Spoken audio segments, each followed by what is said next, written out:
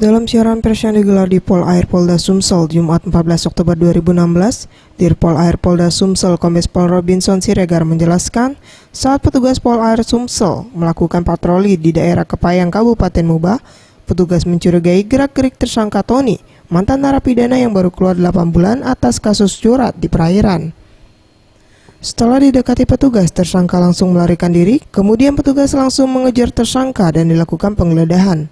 Ditemukan satu paket sabu dengan berat 0,073 gram dan diakui tersangka untuk dikonsumsinya sendiri.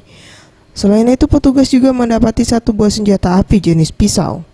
Kemudian didekati, tiba-tiba terus kabur. Karena kabur, curigalah anggota kita ini, dikejar, terus digeledah, didapatlah sabu. Dan di Kepayang.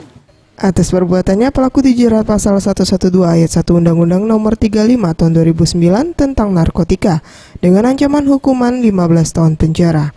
Megawati Handayani, Anugrah Sandi Pratama, Sriwijaya TV.